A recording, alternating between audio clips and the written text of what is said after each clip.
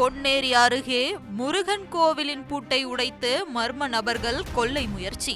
Cutting இயந்திரத்தை கொண்டு தீப்பொறி பறக்க பூட்டை அறுத்த கொள்ளையர்கள். கருவறை பூட்டை உடைக்க முடியாததால் உண்டியல் பணம் தப்பியது. பூட்டை அறுக்கும் சிசிடிவி காட்சிகள் வைரலாகியுள்ளது.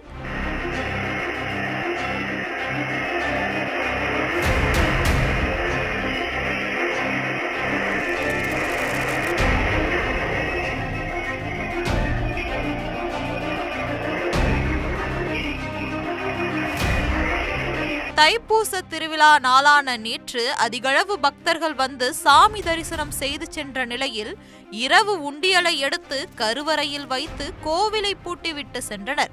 வழக்கம் போல இன்று காலை பூஜைக்காக கோவிலை திறக்க வந்தபோது நுழைவு வாயில் பூட்டு உடைக்கப்பட்டுள்ளதைக் கண்டு அதிர்ச்சி அடைந்து உள்ளே சென்று பார்த்துள்ளனர்.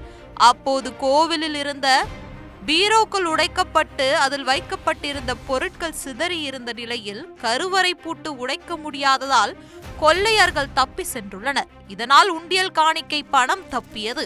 இந்த சம்பவம் குறித்து அளிக்கப்பட்ட தகவலின் பேரில் குமிடிபூண்டி போலீசார் சம்பவ இடத்திற்கு வந்து விசாரணையில் ஈடுபட்டனர்.